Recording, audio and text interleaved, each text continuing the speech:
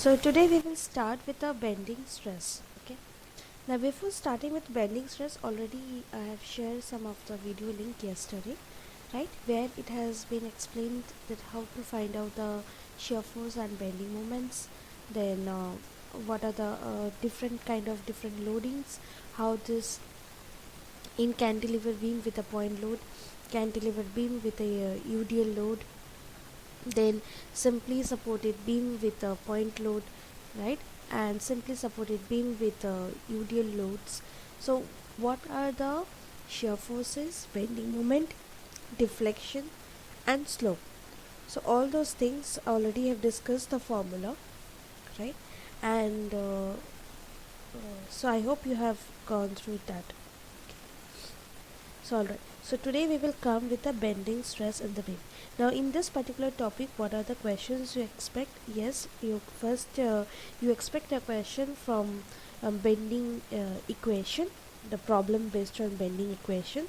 Then sometimes you can expect a question like what are the following assumptions that they consider in the theory of bending. Okay. So first you have to remember what are the assumptions they have taken in the theory of bending. Okay, theory of bending. So first and foremost assumptions that they have taken is that whenever any beam, right, either it is a cantilever beam or simply supported beam, the material of the beam should be homogeneous. Okay, that means the property of the material will be same throughout the beam. So it should be, they write, perfectly homogeneous material, okay, throughout the beam. Second assumption, the stress induced, okay, whenever a load will be acting, however means the load is acting, so there will be some amount of stress will be induced, and which will be the equivalent to the strain, and that strain will be within the elastic limit. It will remain proportional within the elastic limit. The stress will not exceed. Okay, the stress will not exceed. So that they say the stress induced is proportional to the strain, and at the place the stress does not exceed the elastic limit. Okay, that is the second assumption that they take.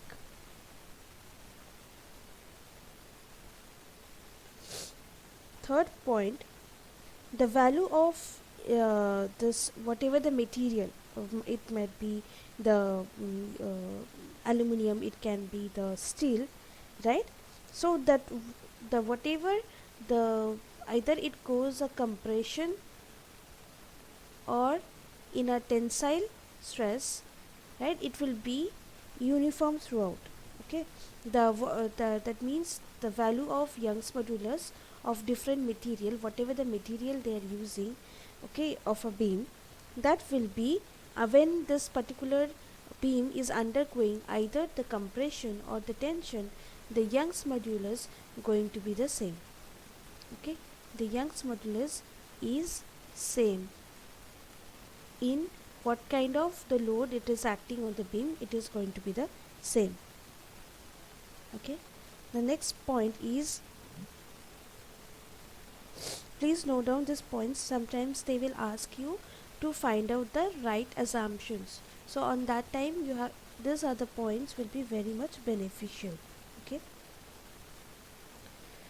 then comes, they say the transverse section of the beam which is plane, the transverse section of the beam which is a plane before bending and remains plane after bending. So whatever the loads will be acting, it will remains intact. That means it will follow its neutral axis. Okay, it will, before bending and after bending, it will remain same in its neutral axis. So neutral axis is nothing but any beam, right?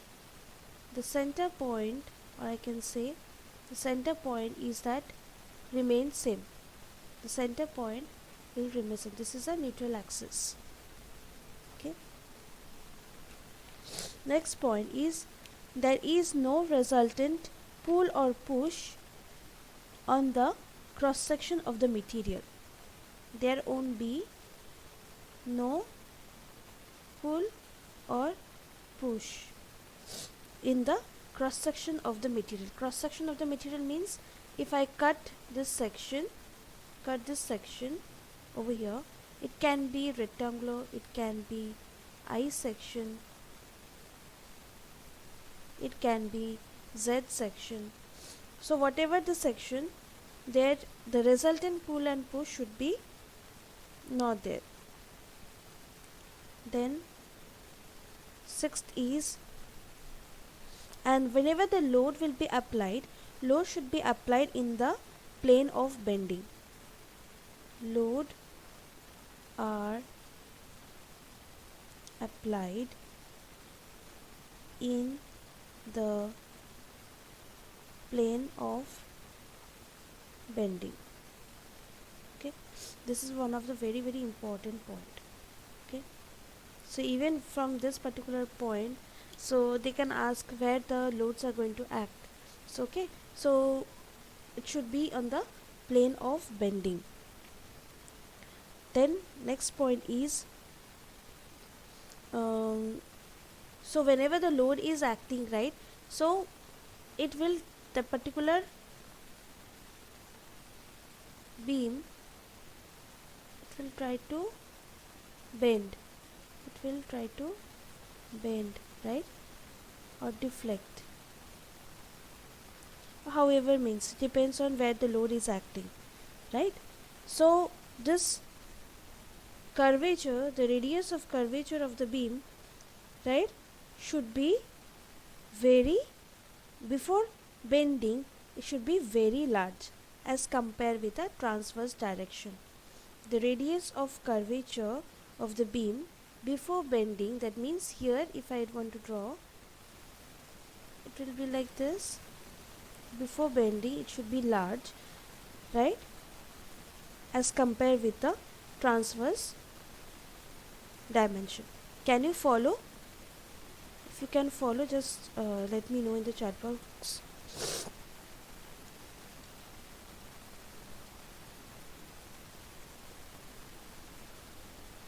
Radius of curvature of the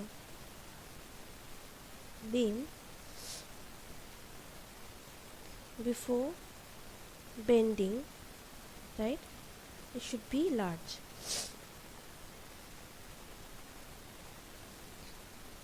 Okay,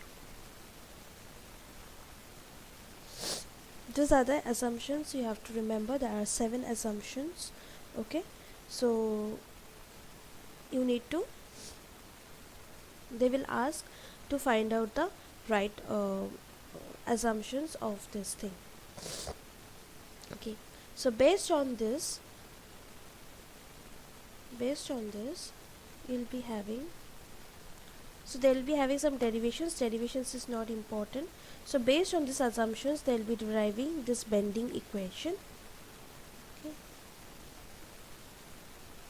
bending equation. So you should know the bending equation, very simple. M by I, okay, sigma by E equals to Y by R. Okay, M by I equals to sigma by E equals to Y by R, or you can also write in this way: M by I equals to sigma by Y equals to E by R, right. This is also can write as a bending equation. Now what is M? M is the moment. M is the moment. And what is I? I is an second moment of inertia. I is a second moment of inertia. Okay, I is a second moment of inertia. Sigma is a bending stress. Sigma is a bending stress. Y is a neutral point location. Neutral point. Okay, Y is a neutral point. E is which material you're using, that is a Young's modulus, and R is the radius of curvature. Radius of curvature. R is the radius of curvature. Okay, now here sometimes there is a huge chances that there is second moment of inertia. When we talk about it, can be of Ix6, Iyy and Ixy. Now here, if the any cross section of the material is symmetric, then the Ixy, that is a product moment of inertia, okay, product moment of inertia will be 0. Okay, for an symmetric section. For an symmetric section. Symmetric section means what? I can say I section, I can say T section when both the sides are equal. Then I can say a rectangular section. Okay, a circle, I can say circular structure. So whenever there are one of the axis are symmetry, then the product moment of inertia will be 0. And if it is unsymmetrical section, right, in any unsymmetrical section, for an example, Z section, L section, okay, L section is also known as, this is a L, okay, L section or angle section. Angle section. So L section or angle section, here what they do, it will be an, that is Ixy is not equal to 0 for an unsymmetrical section. Okay, so this is another important keyword, key thing. Then what is Ixx, Iyy? So Ixx, here in this formula, if you have this kind of formula, you might be confused that whether you need to use that Ixx and Iyy. So remember, when there is a y, so that means this is Ixx. Okay, so whenever we are writing I, that means you have to use Ixx. And how to find this Ixx? Before finding this Ixx, you have to find the centroid of any component. Okay, you need to find the centroid of any component. Suppose you have the I, right? So what you're gonna do? So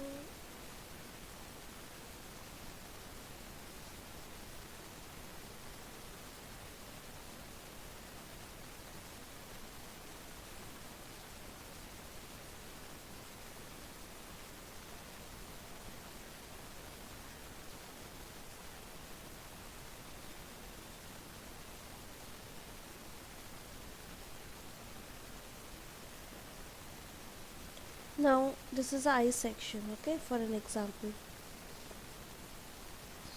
Both their edges are touching the corners. Okay,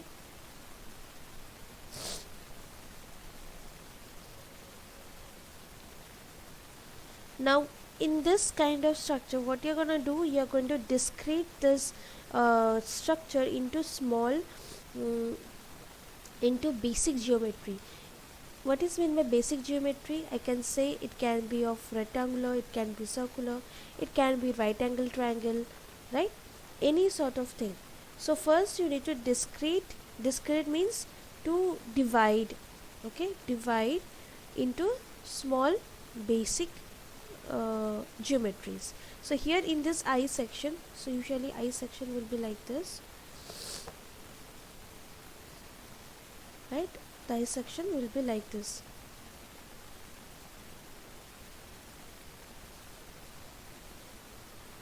So I'm going to discrete how it, you can discrete in many ways. So I'm going to discrete in this way. So 1 2 3. So after that, after discreting, next process is you need to find out the centroid of each and every centroid point of each and every small discrete point, that is for the 1 point, 2 point and the 3 point. Okay, after that you have to find out the overall centroid point. You have to find out the overall centroid point. Now for an example, how to find out the centroid for this one. Now this is the this is 1. For example, let me consider here to here is 10 and here to here is, let's consider 5. Here 5, here also 5, right? Now this is the dimension that has been given. Now what will be the centroid point for the 1, for the 1? Now at 1, how to find? So if there is a rectangular bar, so you should know for centroid for the 1, that is along the x it is b by 2 and along the y it is d by 2. Okay, for a rectangular it is very easy. That means this is the point. Now this is the point. Now we know b by 2 means 5, y by 2 is 2.5. So whatever the units will be units. Okay. Next, for the 2 point, right? What is the dimension of this 2? Now we don't know what is the distance. So even though they have given the distance from here to here is 5, that means here to here is 2.5. Here is the 2.5. That is completely, it is 5, right? This one is 5. Now what will be the centroid of this one? What will be the centroid of this one? Can you tell me? At 2 point, what will be the centroid for the 2? You can write down in the chat box.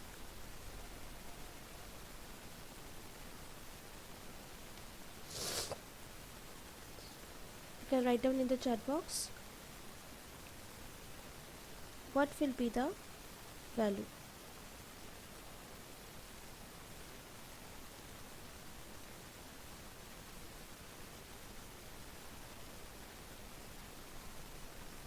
Five comma 7 5. Okay, any other answer?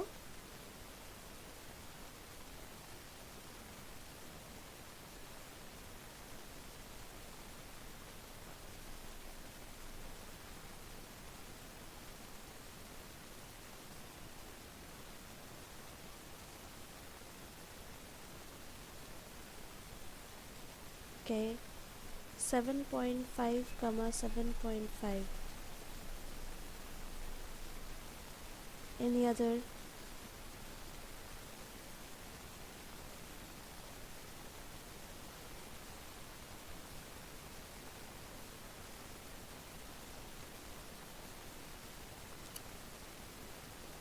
See, look at this.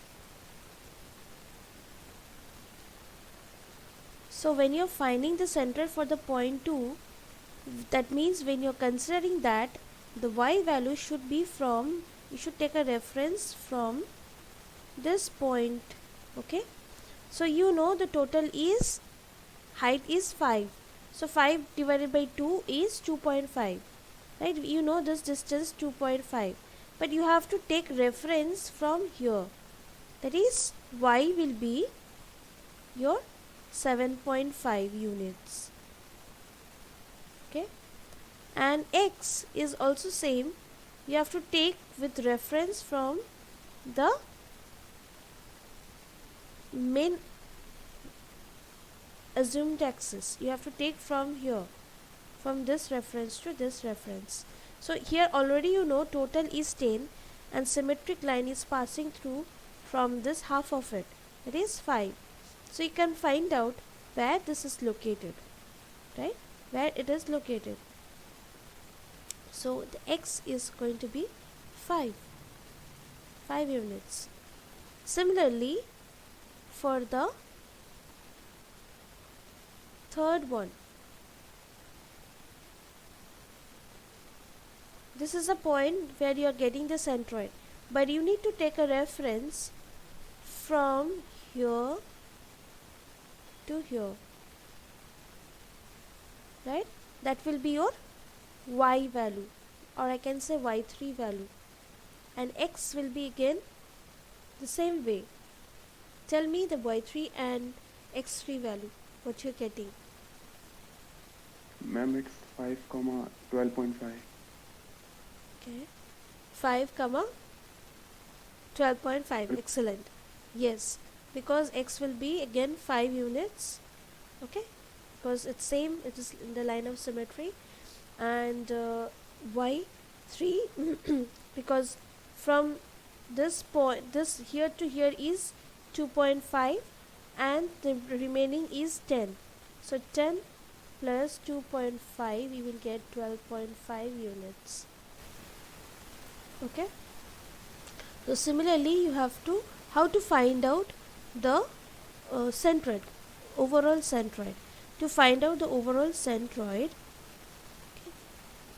overall centroid, that is represented by capital X bar and capital Y bar.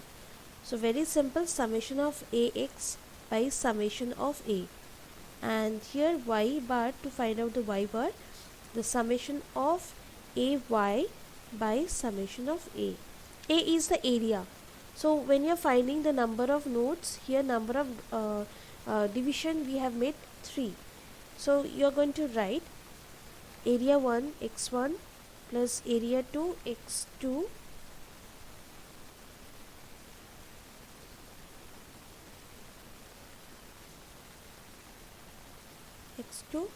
plus area 3 x3 divided by a1 plus a2 plus a3. Okay, similarly here area 1 y1, a2 y2, a3 y3. Okay, here you will have a1 plus a2 plus a3.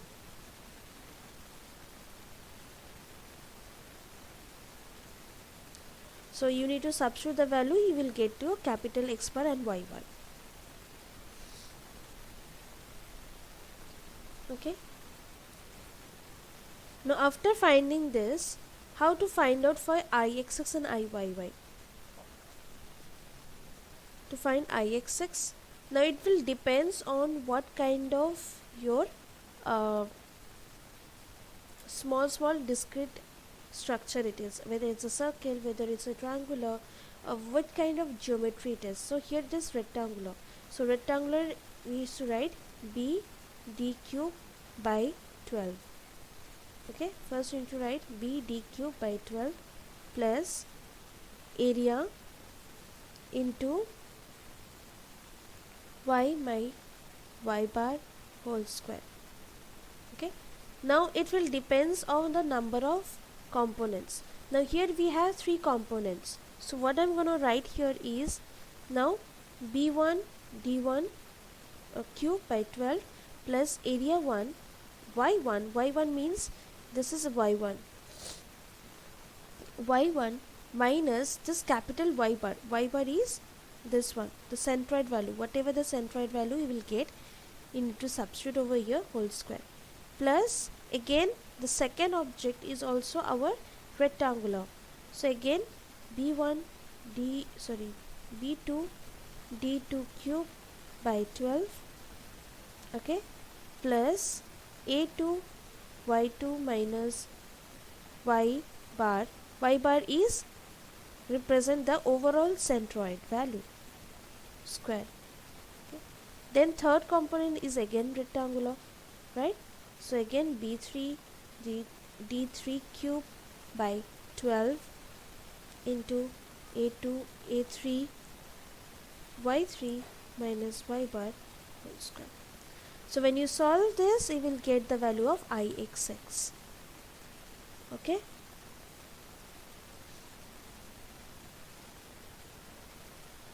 But usually in this competitive exam, they never ask you to find out this for ixx value for this kind of structure. They will give you the rectangular bar. Okay. So if they give you only a single rectangular bar, right? So again, it will be very much easier for you. Okay. It will be easy.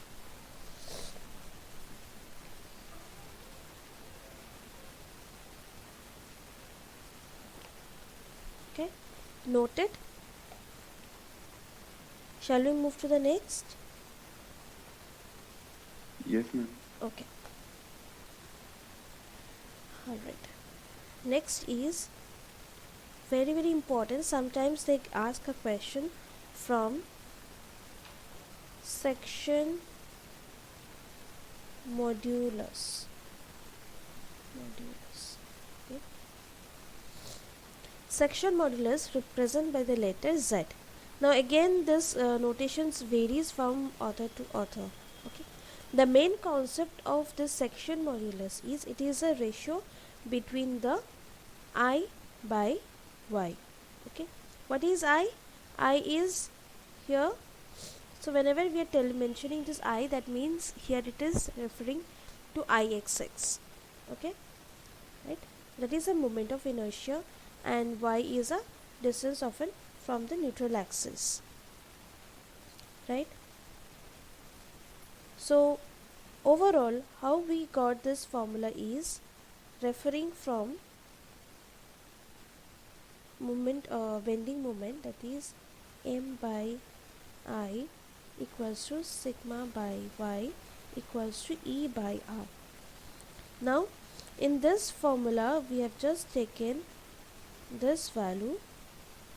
Okay, so when we have taken only this value, so interchanging, so m equals to sigma I by y.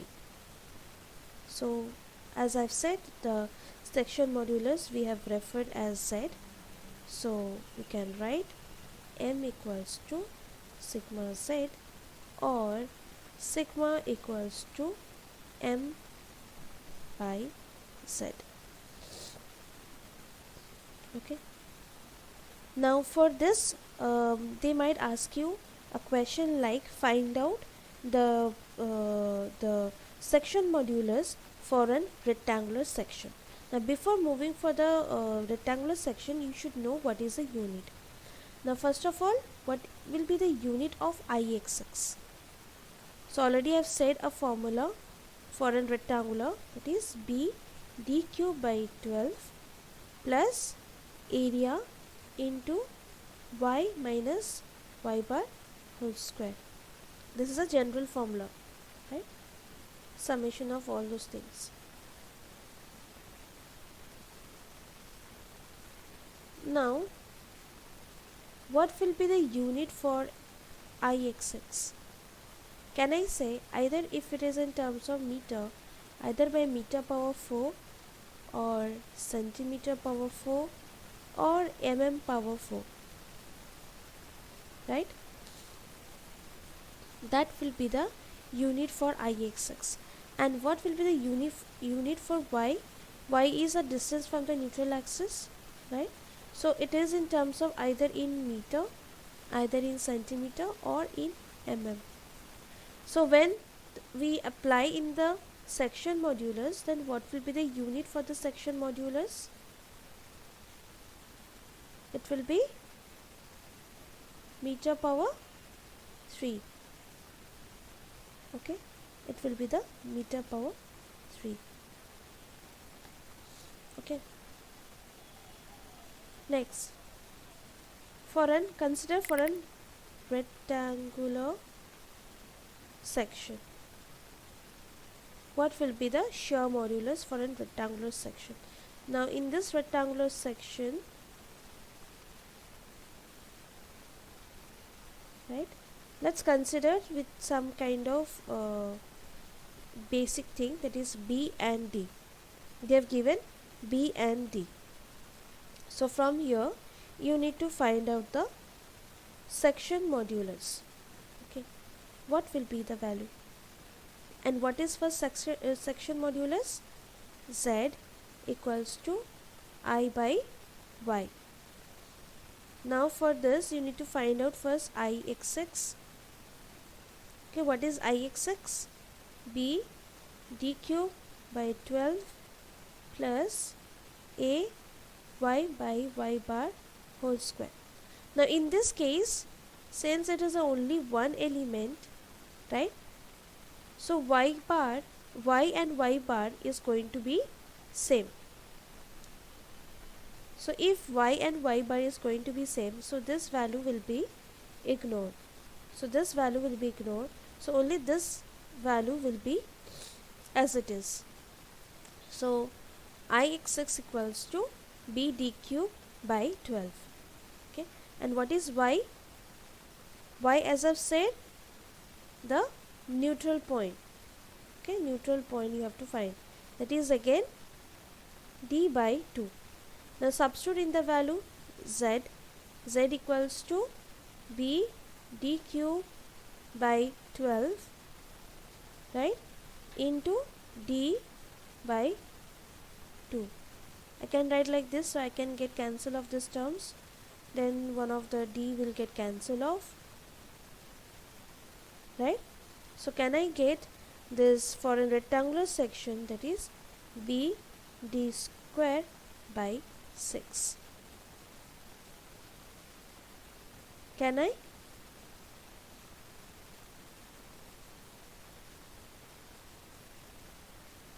Okay. Similarly, for an circular section, they will ask you from an basic geometry. Okay, from the basic geometry. For a circular section, again the same formula, I by y. Now here for a circular section, you should remember the Ixx value is pi d power 4 by 64. You should remember this value. Okay, Ixx equals to pi d power 4 by 64, and y will be same, that is d by 2. Now from here we can also find what is shear modulus. I by y, that is pi d power 4 by 64 into d, here is 32, here and here will get cancel off. So pi d power 3 by 32.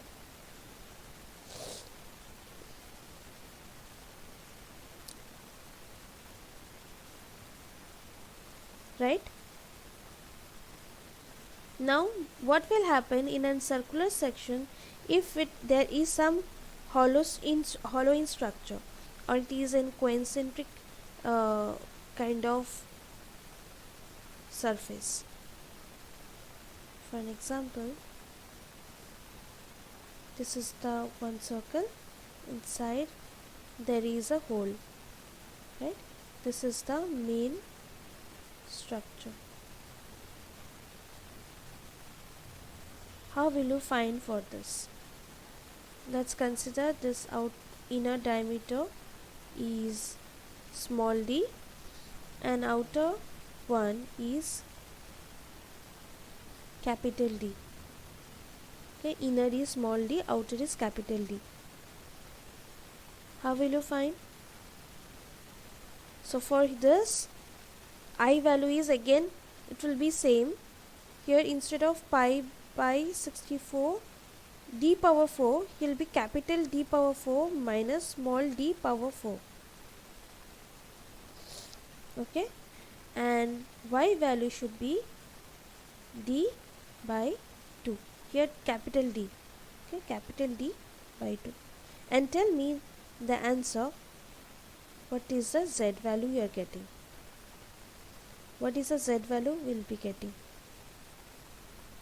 Write down in the chat box.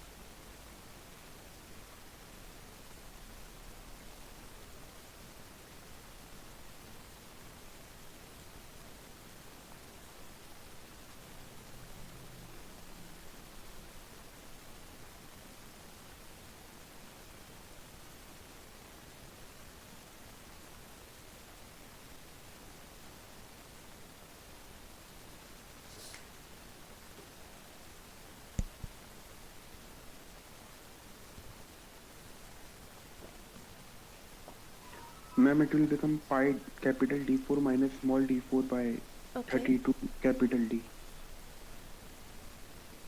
What it will be? Pi by 32 Capital D4 minus small d4 Okay. by capital D. Yes. Yes, absolutely. Okay. Alright. Now, what kind of questions you can get, right? So, we proceed with that. So, suppose they will give you the value of depth. Okay, they will give you the value of depth. Okay, and they will give you the value of width. Okay, so for an example, let's consider width is around 150 mm and depth is 250 mm.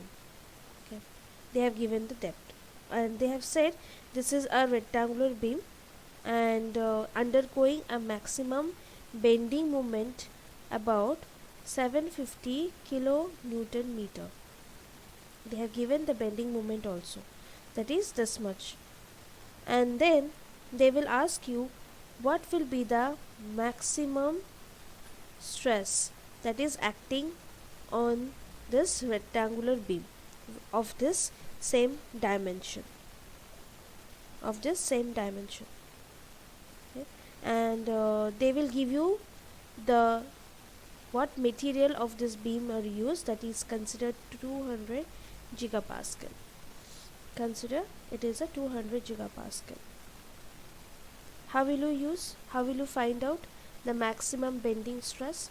It's a very simple problem. So recall the bending moment equation. So what is bending moment equation? M by I equals to sigma by y. Okay, sigma by y. So using this, what is our unknown? Bending moment is given. Moment of inertia I can find using this dimension. I can find out this y value too, and using that I can find out the unknown parameter. So I can write sigma equals to my by I. Okay, so m is given 75 into 10 power 3. Y value, you just first draw what is the width is 150, depth is 250. Okay, they have given in meter. So from they have given in mm. So from mm you need to convert in terms of meter, because here they have given in meter again. So I can say 0.15 meter and 0.25 meter. So this is B,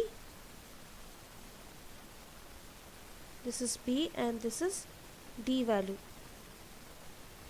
Okay, this is B and this is D value.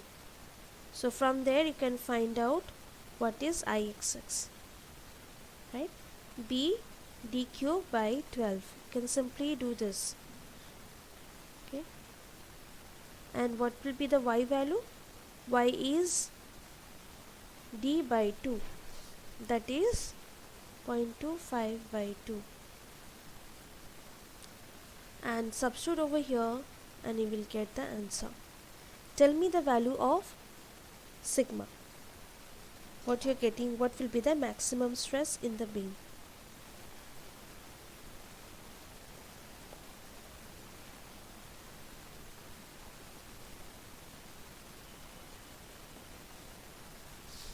Find out and tell me the answer.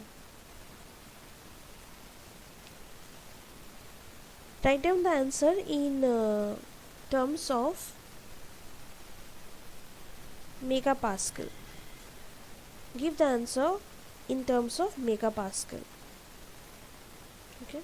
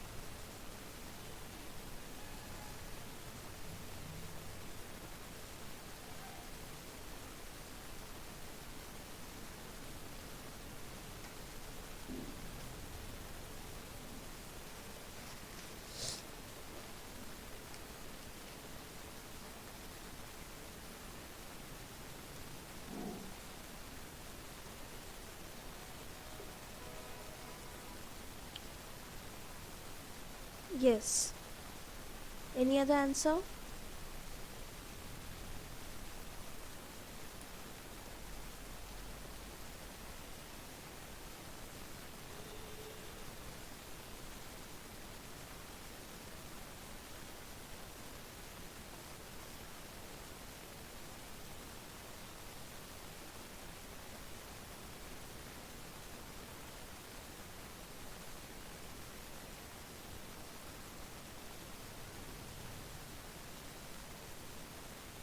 Okay.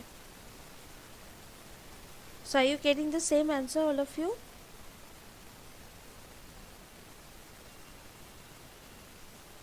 Ma'am 480 megapascal. Yes, yes. 480. Now from the same question, instead of asking you this maximum stresses, they can also ask you what will be the radius of curvature. Okay. So in that case, what formula will you use? M by I equals to sigma by Y equals to E by R. This is the formula. Okay. On that time you have to use this formula to find out the radius of curvature, right? So R is the radius of curvature, so you have to take R equals to E into I by M. M value is given in the question, E is also given, I you just found out using this value. So tell me what is the radius of curvature in terms of meter. Okay, find out in terms of meter.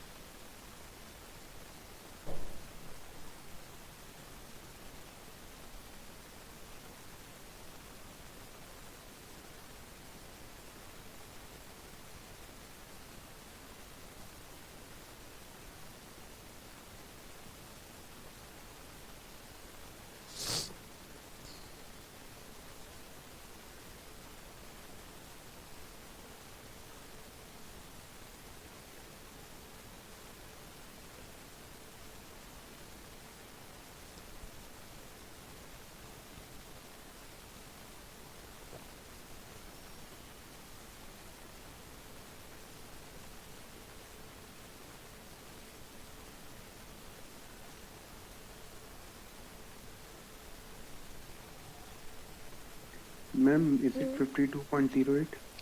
Yes, yes, approximately near about that. Okay, So I hope all of you got the same answer. Yes. Okay. Alright. So next, another topic, we'll move to the next important topic, is the shear stress distribution for a different typical types of section.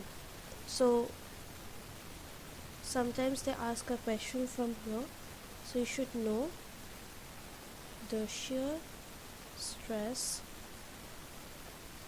distribution.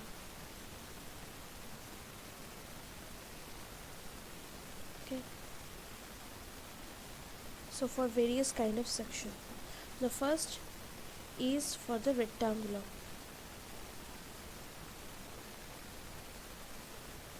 Right. If this is a rectangular,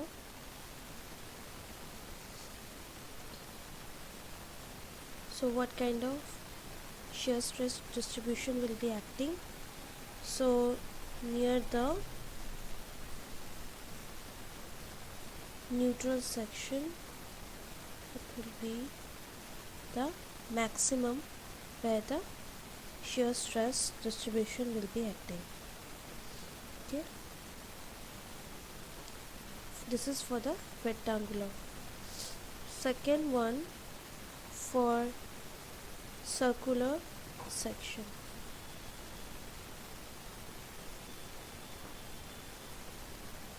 For a circular section also, here in the neutral point, the maximum shear stress distribution will be active. Okay. Shear stress distribution will be active. Now in case of hollow structure,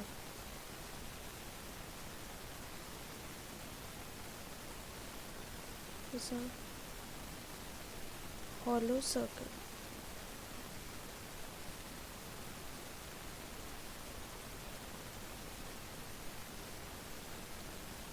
In case of hollow, okay, this is small d and this is capital D.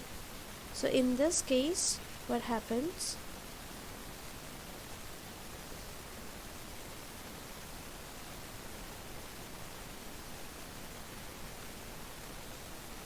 Again, in the center point where the maximum stress will be occurring, it will be like slightly bulging till this point, and here there will be over bulging at this point. Okay. These are not the straight line but the bulging points. Okay. Then fourth one will be like T section. For the T section, this is a flange, this is the web.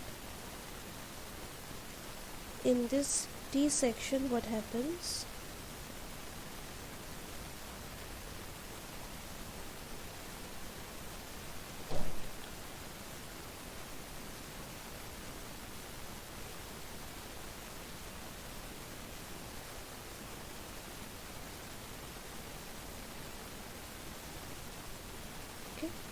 It will be something like this, and the same way, the same kind of configuration will be same as if I consider for an angle section.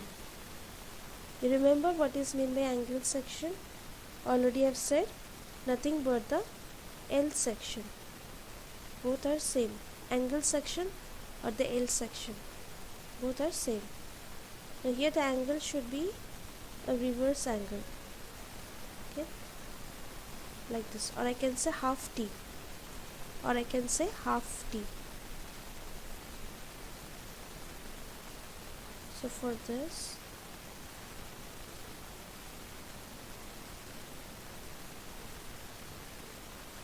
right, next very important one is for an I section. For an I section,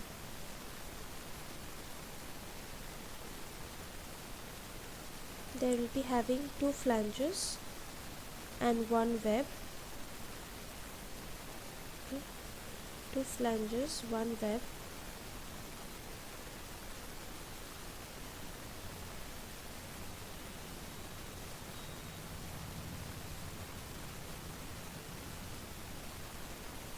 Ma'am, is it a straight line for L section or it's No, no, also no, curved? no, slightly curved, slightly curved. Okay, these are the slightly curved. These are the curved. Okay.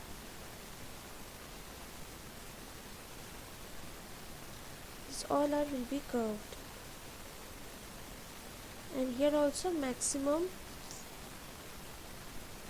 shear stresses will be acting on the web. Okay, maximum shear stresses will be acting on the web.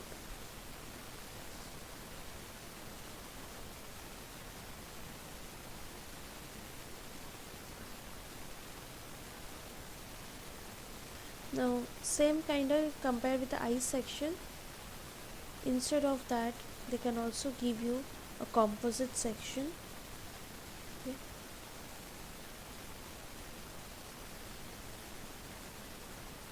Composite, you know what is composite section or composite structure.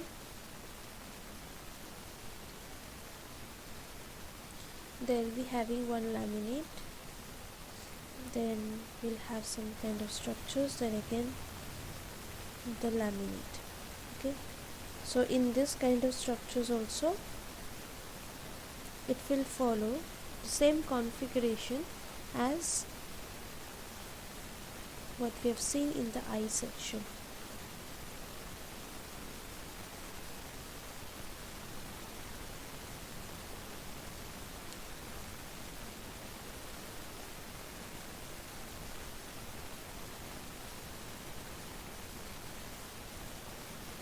Right. So here also the maximum amount of stresses will act on the neutral axis.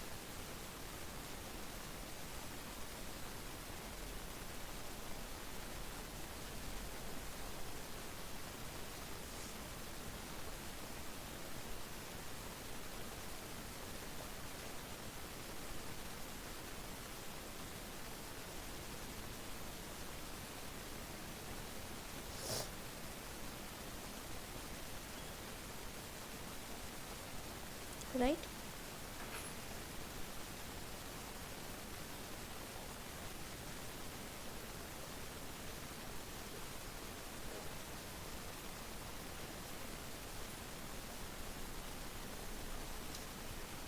Shall I skip to next?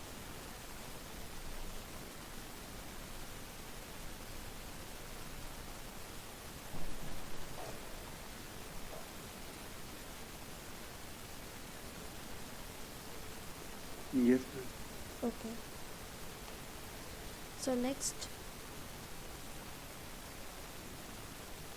so first I just explained about what are the bending stresses, okay, and how to find out those bending stresses and what are the bending equation. Next was that what is shear modulus, okay. Then comes how the stress distribution occurs. So now we will see the torsion equation and that various kind of torsional movements, and there are some modulus how it acts. Okay, so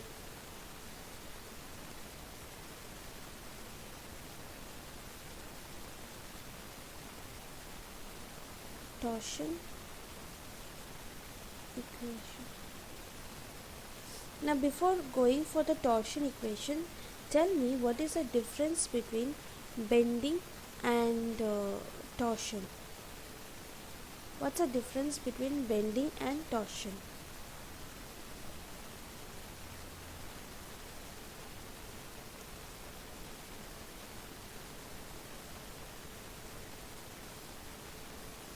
Ma'am, in torsion, it's twisting, Torsion is a testing.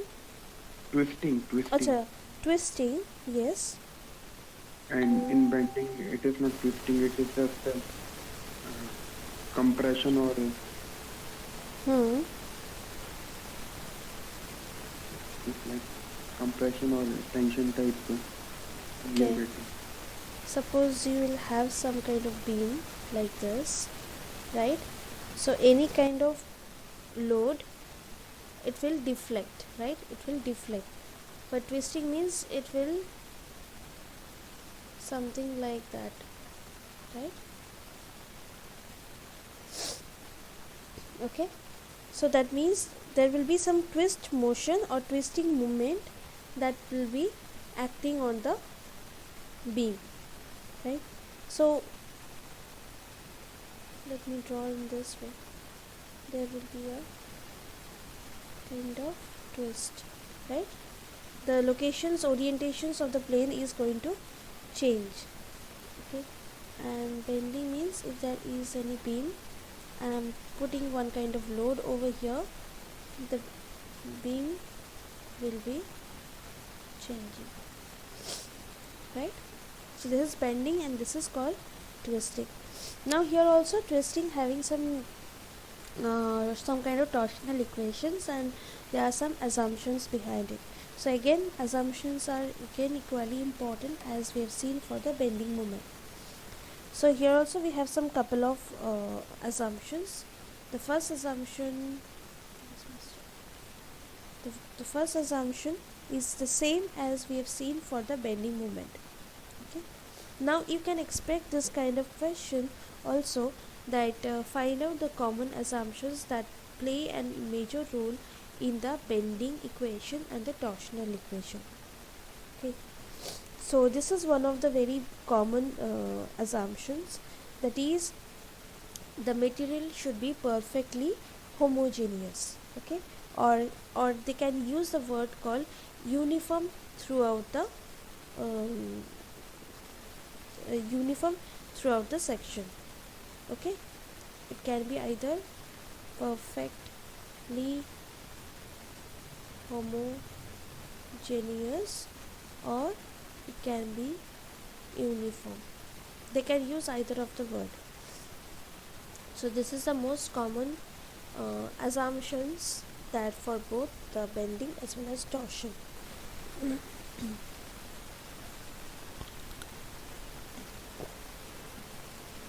Okay. So next, for this torsion, they say that they consider to create a the twisting moment, right? So twisting moment will be uh, uh, whenever there is some twisting movement, right, before and after, it will remains come back to this original plane. Okay. So whatever the twisting movement, the orientation of the formation will be going to be same before and after. Okay. Or I can say the plane section is going to be same in both before, and that means it will come back to its original state before and after. Third point, whatever the cross section of the material will be remain same even after loading. So cross section will remains same even after loading.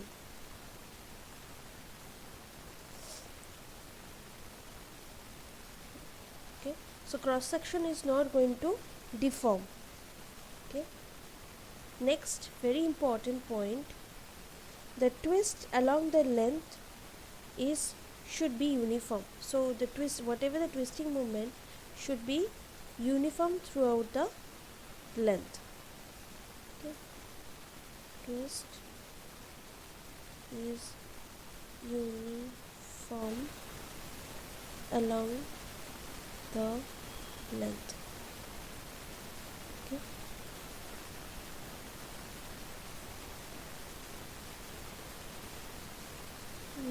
Next is fifth important point. This says that the maximum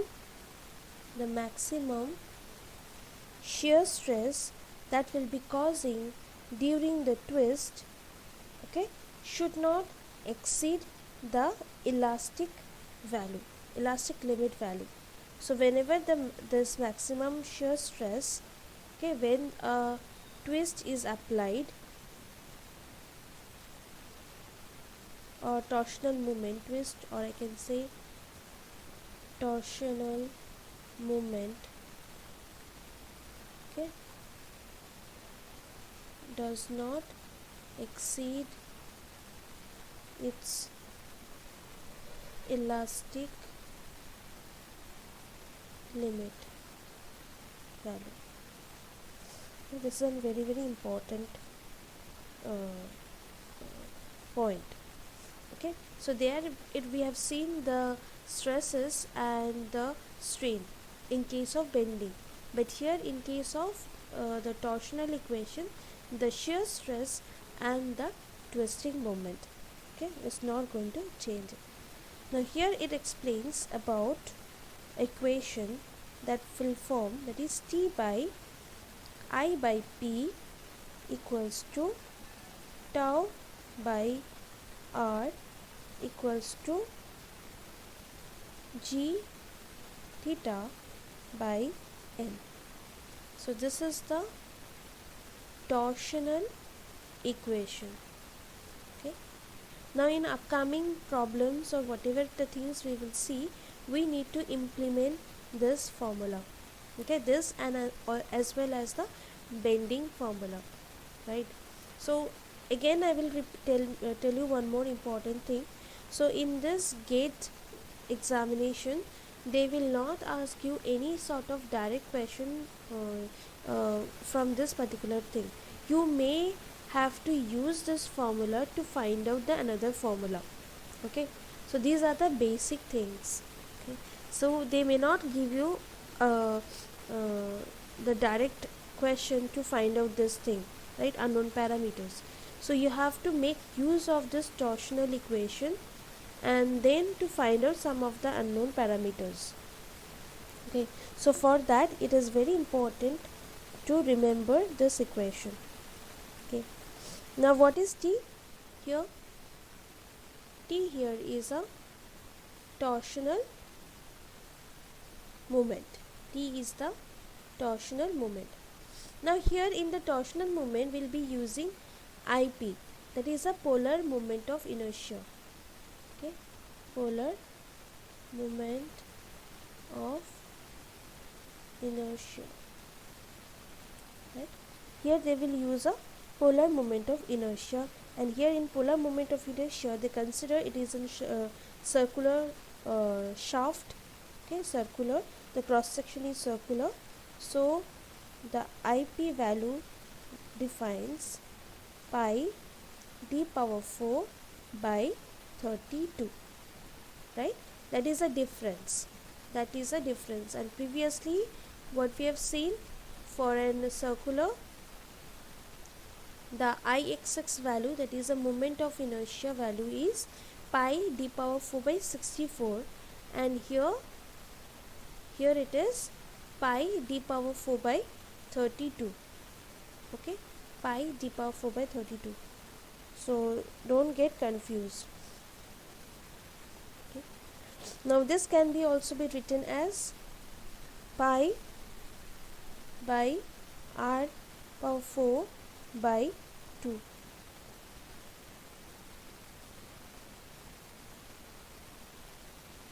Okay, that is polar moment of inertia. Next, tau is very simple, shear stress.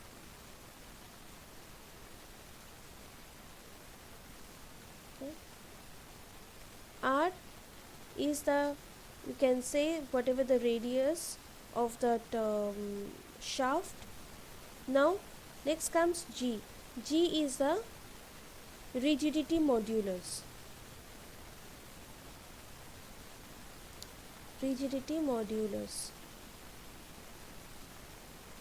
Theta is an angle of twist.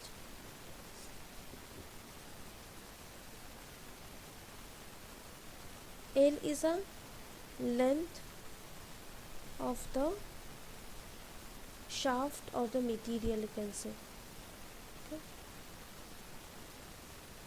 we can consider length of the shaft or the material.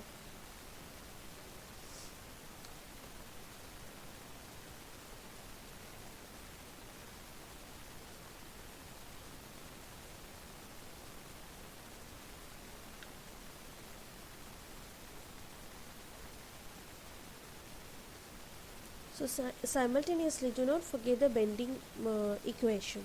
Okay, so this is the bending equation, and this one is a torsional equation. Now, same as the bending equation where we have studied the section modulus. Okay, section modulus where z, that means I by y, Ixx by y. Now here we will study the polar modulus. Okay, polar modulus. Now, what is polar modulus? It's nothing but the polar moment of inertia by the radius. Okay, by the radius. So if I take this particular equation alone, the polar moment of radius I have taken from that, it is T by IP equals to tau by R. So we can rewrite the equation as T equals to tau IP by R, right? So here this is the polar modulus, and polar modulus represent as Z suffix P. Z suffix P. So capital T, that is a torsional moment, equals to shear stress into Zp.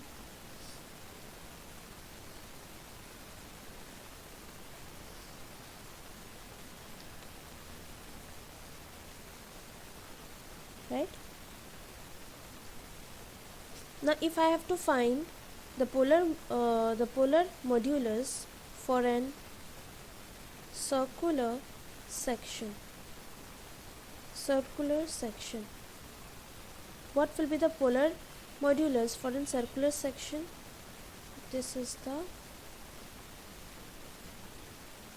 diameter. Already pi by 2. Yes. So I know it is IP by R. Now R can be written as D by 2. I can write. So 2 into, it is pi d power 4 by 32 into d.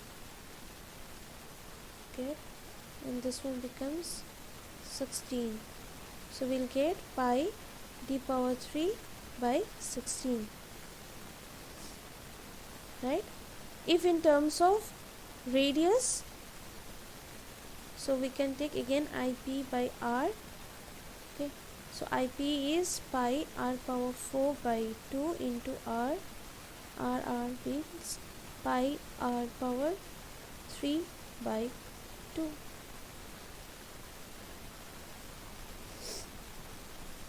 Right?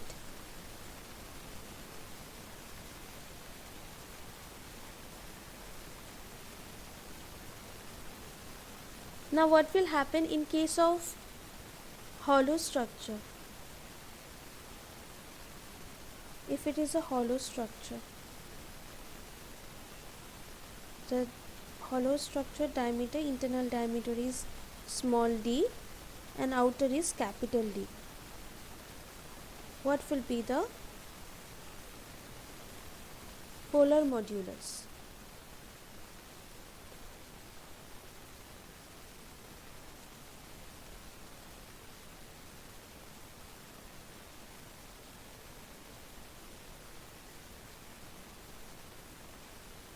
What will be the polar modulus?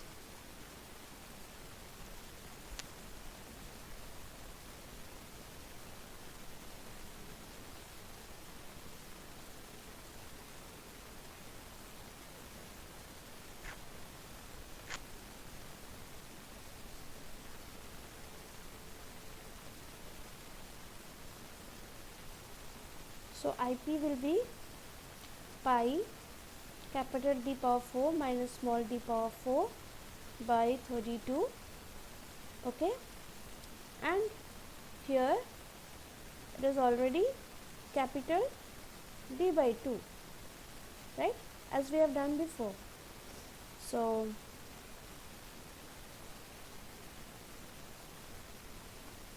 simplifying this, what will get? Pi by 16 d power 4 by small d power 4 by capital D, isn't?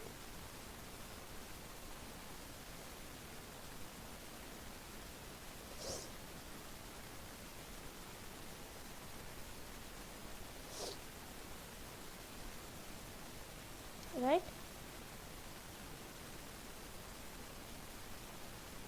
Yes, ma'am. Okay. Now another important thing here is torsional rigidity. Okay, torsional rigidity. Now torsional rigidity will defines when we are considering this one and this one. Okay, when we'll consider this two alone. So if I write that it is T by IP equals to G theta by L.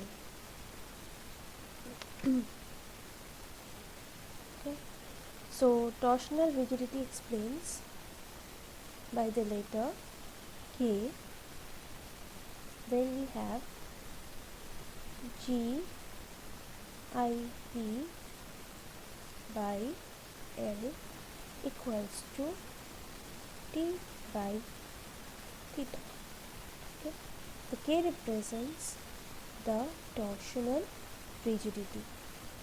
Okay, just interchanging the torsional moment with respect to angle of twist. So whatever the remaining, that will defines the torsional rigidity. That will defines the torsional rigidity. Okay, so some book it has also been mentioned as mu.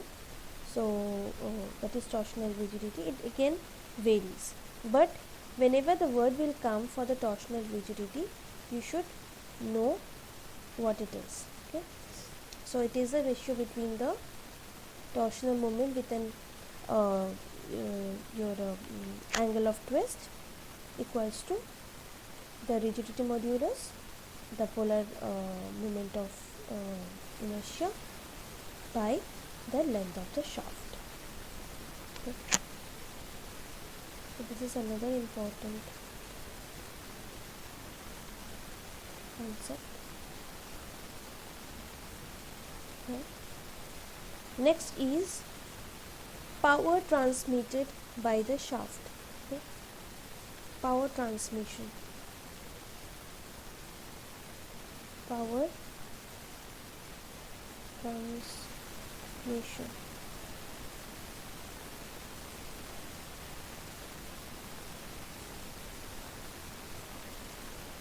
So write down this formula. Again, this formula can be helpful for you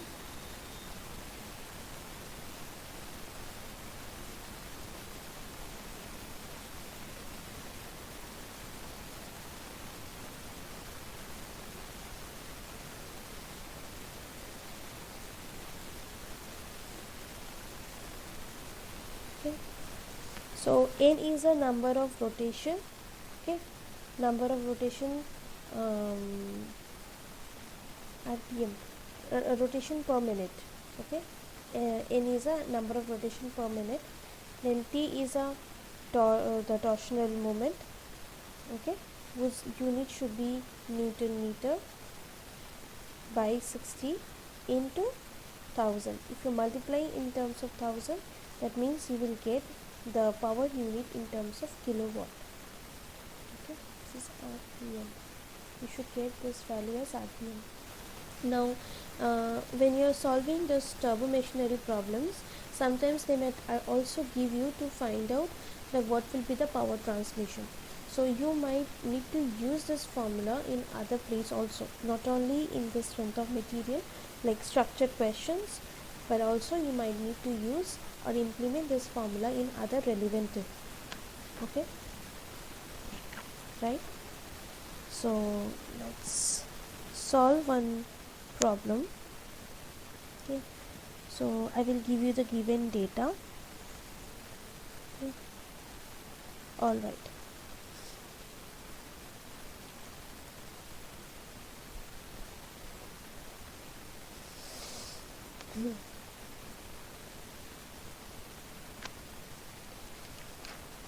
Just a second. Okay. So they have given the diameter of an aluminium wire. Okay, they have given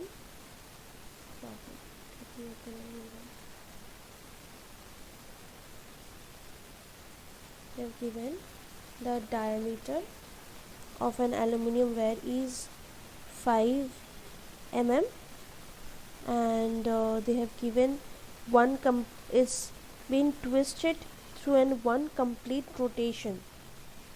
They have said it has been twisted, okay, twisted one complete revolution, and they have said it causes a shearing stress.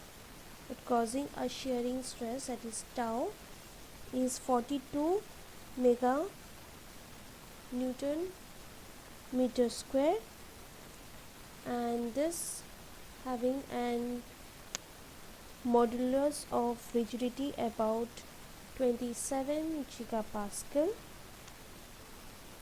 and they asked to find out what will be the length of the wear. Okay, they have given that this wear, diameter of the wear, aluminium wear, okay, are being twisted. How much twisted? One complete revolution. And they have given the shear stress that is causing 42 mega Newton per meter square, and rigidity modulus is 27 gigapascal, and what will be the length. Okay, find out the length in terms of meter and write down in the chat box.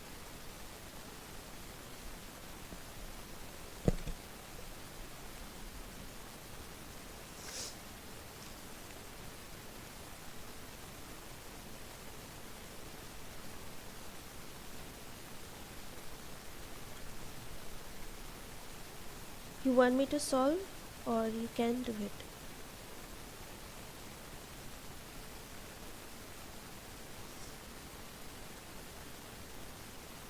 So what is mean by this twisted one complete rotation? That means, can I consider theta equals to 2 pi, right? Complete rotation 360 degree.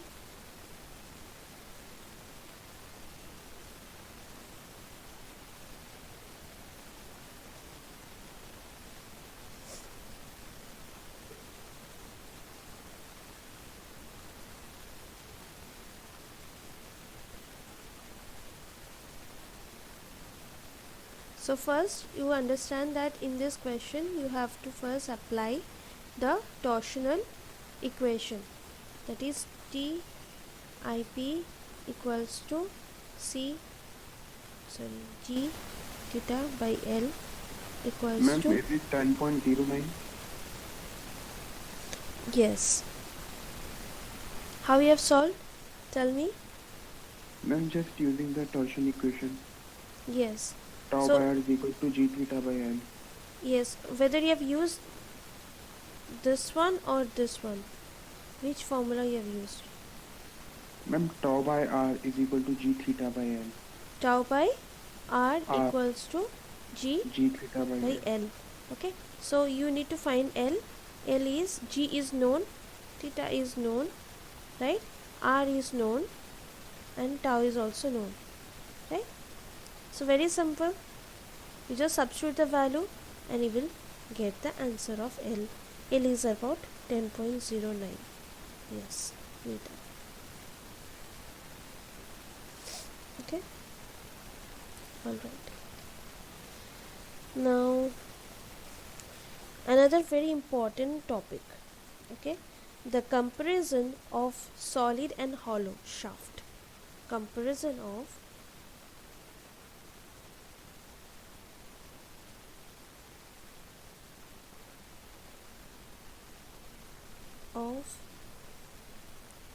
solid and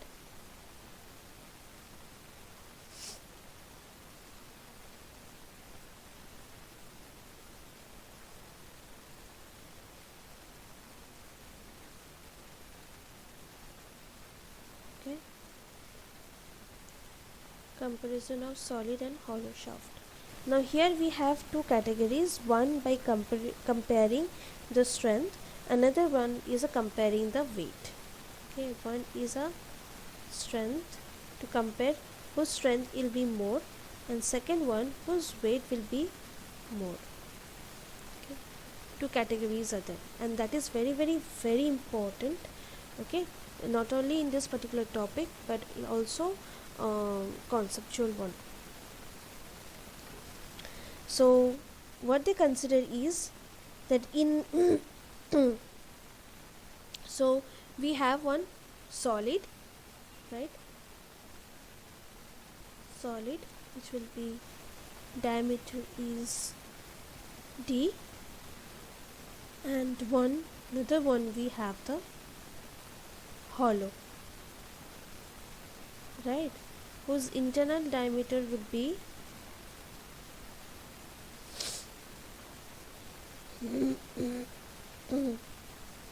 so internal diameter will be d and the external will be capital D. Okay. So in case of capital hollow one, they consider with an capital D suffix H and internal as an small d suffix H to differentiate that, and for the solid capital D suffix S. Okay. The area of the solid is AS, the area of the hollow is A suffix H.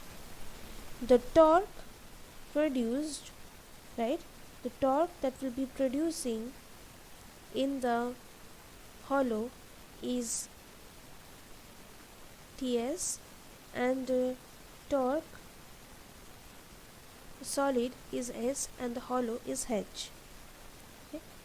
So we know the formula for the torque produced in the hollow.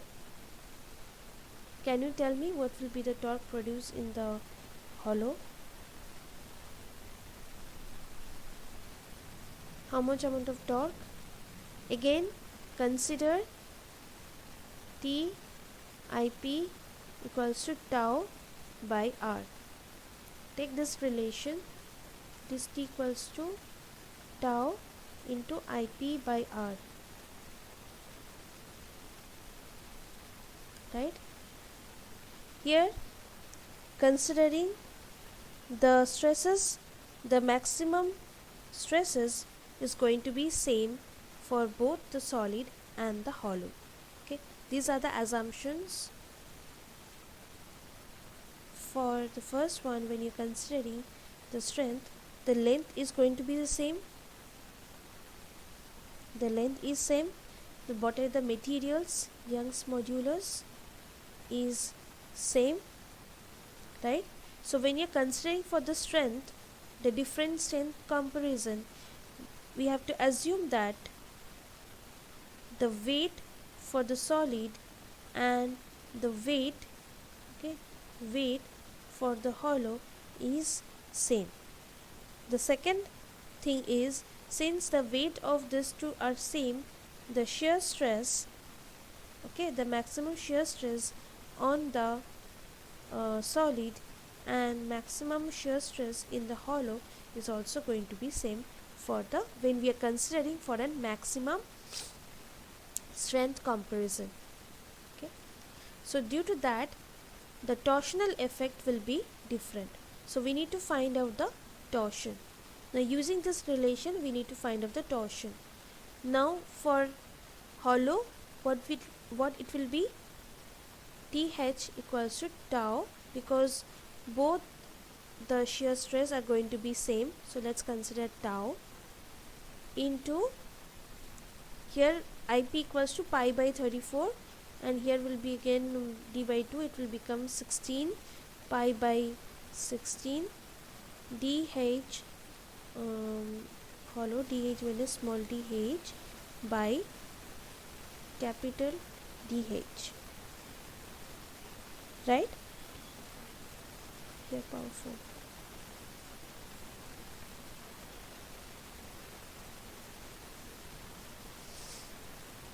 And what will be for the solid one?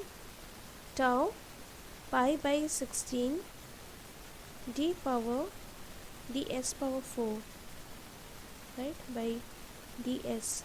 So we will get as tau pi by 16 d power 3. Am I right? Just let me know. Yes.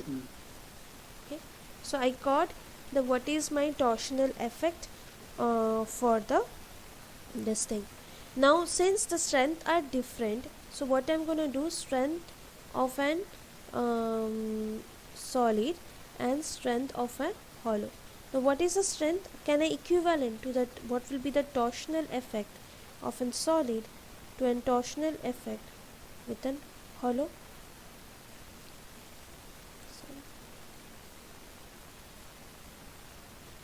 Right, or vice versa, right, solid to hollow or hollow to solid, whatever it is, we can do vice versa, right?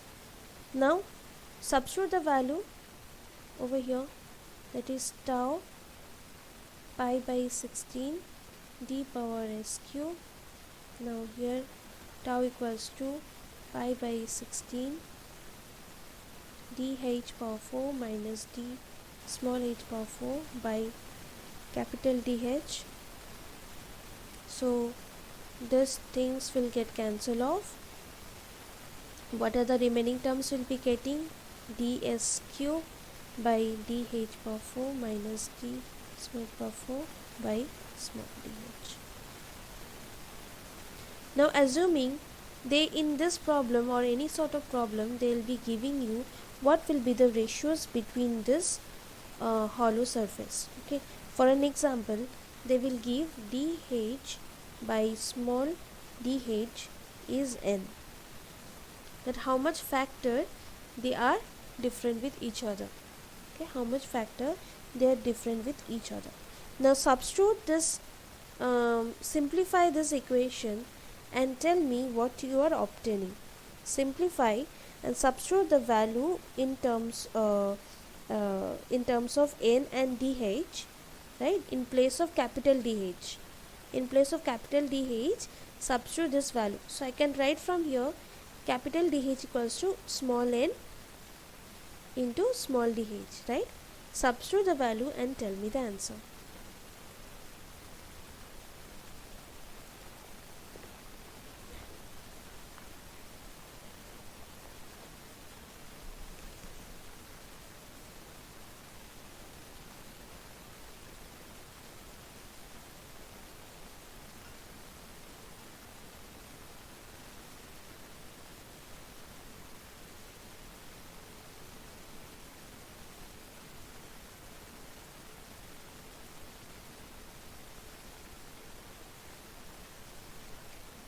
Ma'am, n upon n की power 4 minus 1.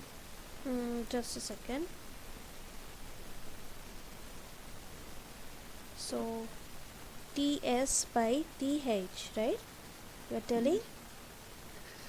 N upon n 4 minus 1. N Divided by n to the power 4 minus 1. n power 4 n power 4. -1. Ma'am, in denominator. Okay. Okay, n power 4 minus 1. And and in the whole bracket, ds by dh की power whole cube. Right, dh power 3. Right, Yes, ma'am. and here n by ds cube. Yes. Right, are you getting the same? Yes, ma'am. Huh? Are you Yes, getting ma'am. the same? Okay. Now keep it as it is. Let's consider this is equation number 1. Okay. Now in this condition, what they said, since the these strengths are different, so the weight, material and the length are going to be the same. So what we are going to consider, assume here, in case of strength, the area of this the solid and the area of the hollow is going to be the same, since the material are since the weight is same. Okay, since the weight is same, right, strength are different, what will be the assumption? The area of the solid and the area of the hollow will be same. You got my point? So if these are same, right, if this is same, again you need to simplify some relation between the ds and the dh. So you will get some relation between ds and dh. So what is the area of this solid? That is pi by 4 by into ds power 4. Here it will be equals to, here, pi by 4 dh power 4 minus small dh power 4. Right? Sorry.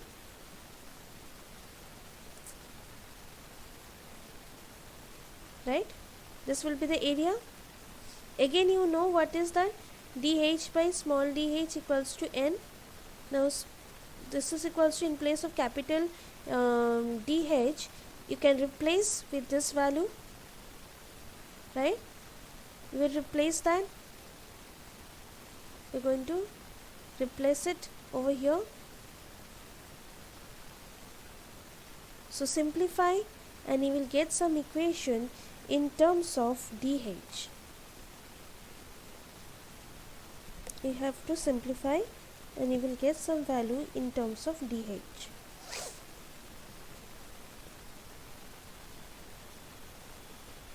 And when you simplify and you will get in terms of dh, right, that value you have to replace this ds in terms of dh, small dh, and you will get some factor with the n, and that is what our requirement, and that is what our requirement.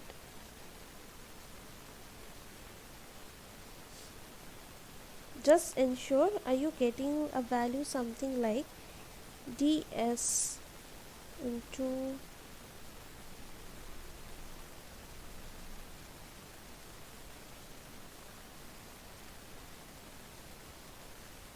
are you getting any value something like this?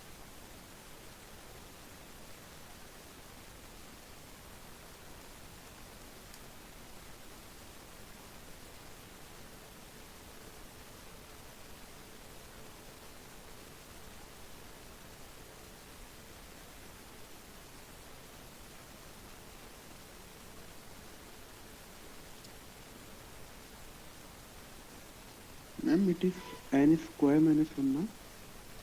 Which one? N square minus Ma'am, 1. Yes, yes, ma'am. n square. Are you getting that? Now what you're going to do is, you're going to substitute this value of this value, that is ds cube, over here. Right? You're going to replace that.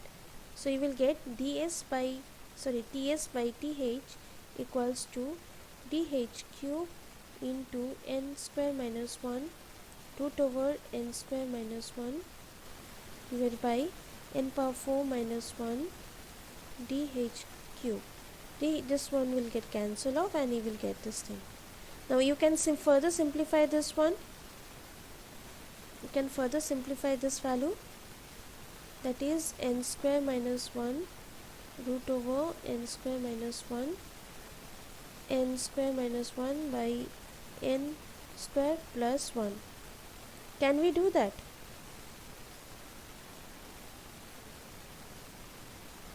Yes, ma'am. I think I missed one value, n here. Here we have one n value. There will be one n value. So I can cancel off this term. So we'll get ts by th will be n minus 1 by n square plus 1.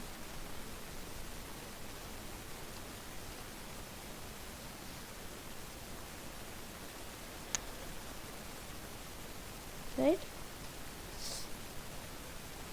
Now just substitute the n value equals to 2. Okay, that is, what is n?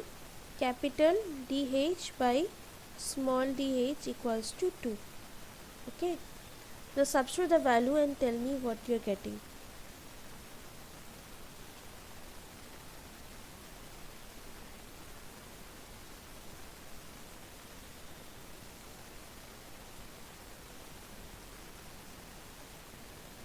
Point 69. 0.69, right? 0.69. So what we can say, that can I say that that ts by th equals to, if the difference of this is 0.69, right?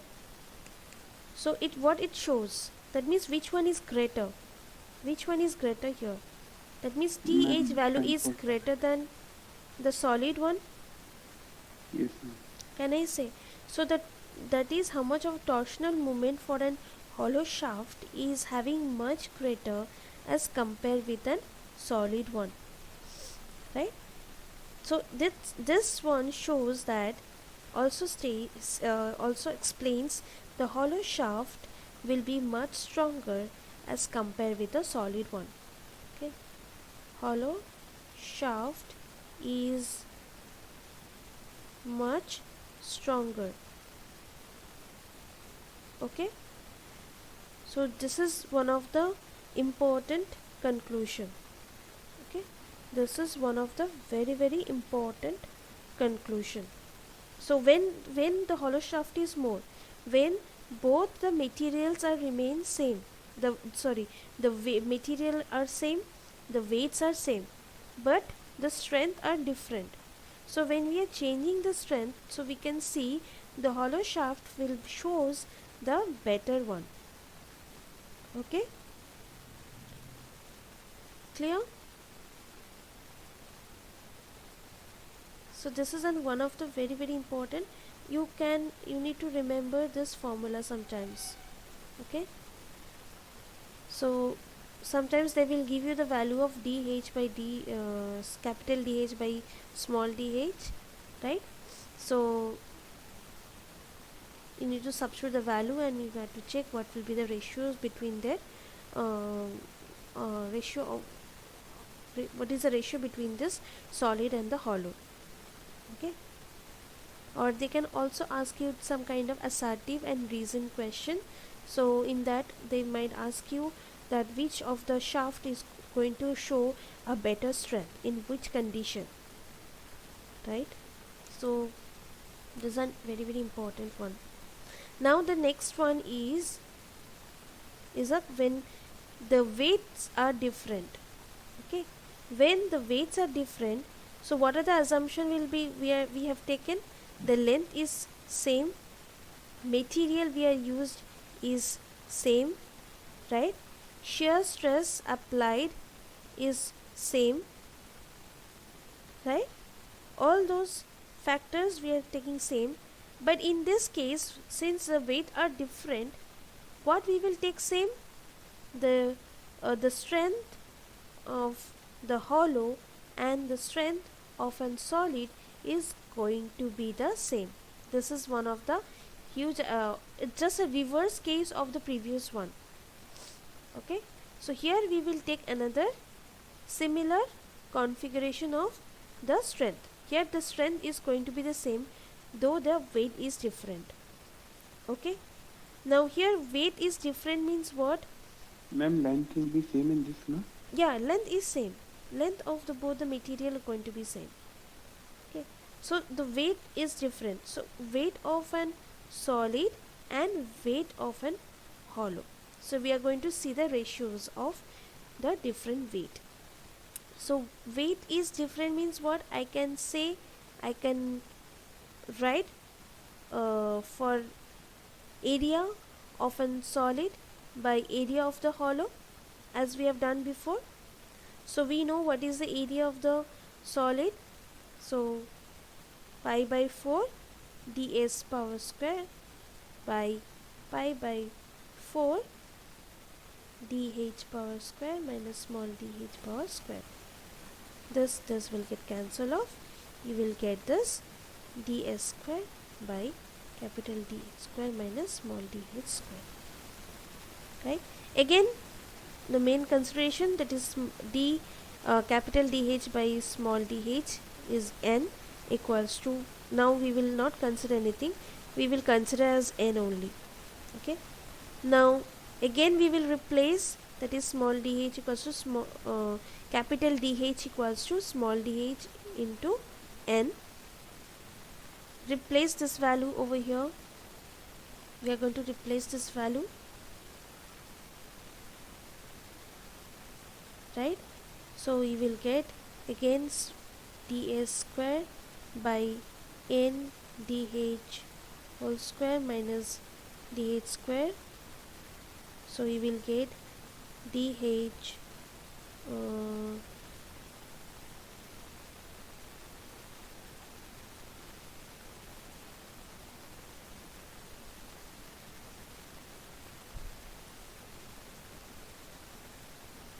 ds square by n square minus 1 into dh square, right? We will be getting something like this. Now in this weight, what I have said, that here the hollow, the torsional moment of an hollow and torsional moment of the solid is going to be the same. Okay, so what is the value again? We have done that previously. So that value we are going to apply over here. So these are the values. Okay, these are the values, we are going to put it over here. Okay. So tau into pi by 16 dh power 4 minus small dh power 4 by capital dh equals to tau into pi by 16 ds power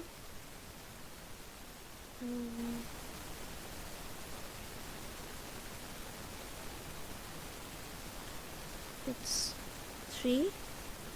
Okay, now again we are going to apply the same phenomena here. We are going to apply the same phenomena, right, and simplify, and you will get some value of ds. Here we have in terms of ds square, right? So ds square equals to some value. So tell me that value. Simplify this equation and tell me what is the value of ds square.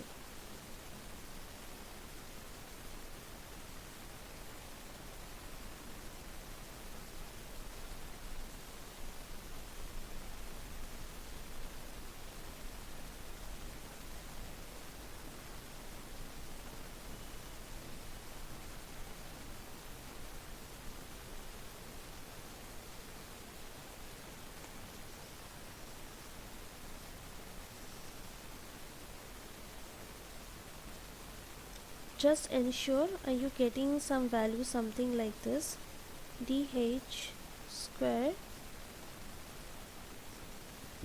minus 1 by m 2 by 3. Just ensure, are you getting any value something like this.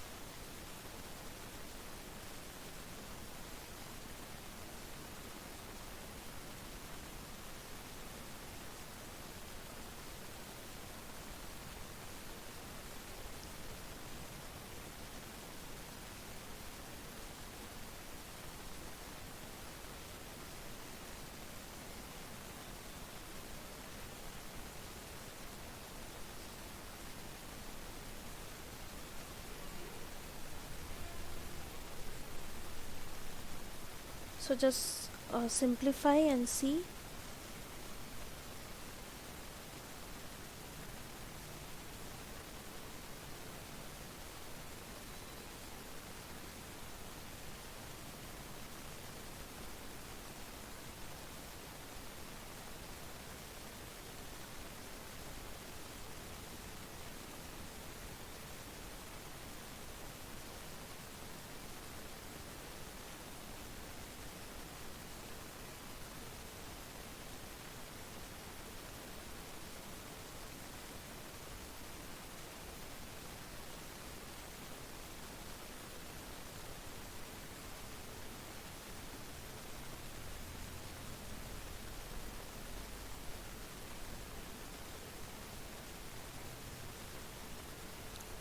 So are you getting this value?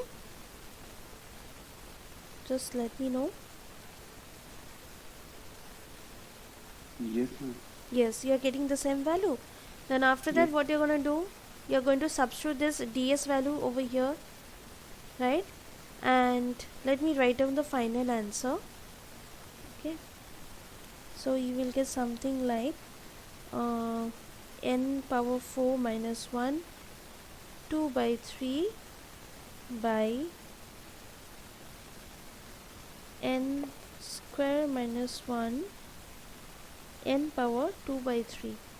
You will get some value. Okay, now again substitute the value of n as 2. Now tell me that value, what are the value you are getting? What is the ratios of ws by wh when you are substituting the n equals to 2?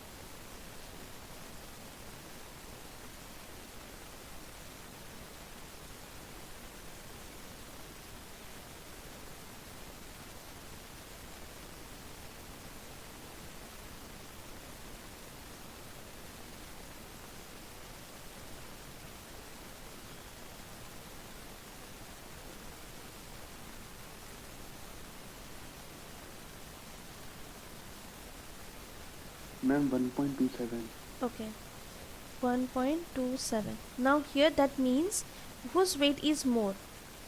Weight of solid is Weight more. of a solid is more than weight of hollow structure, right? Now we never want the weight should be more, right?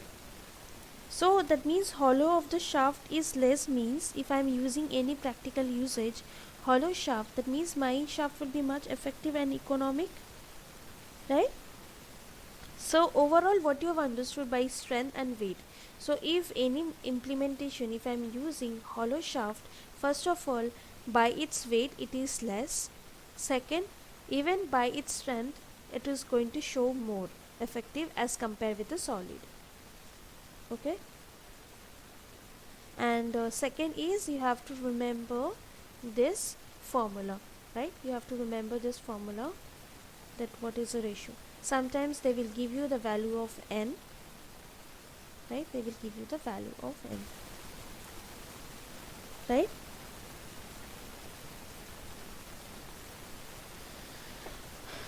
Okay, so shall I wind up the session over here, because we have another new big topic, so if I start again it will take much time. Just let me know.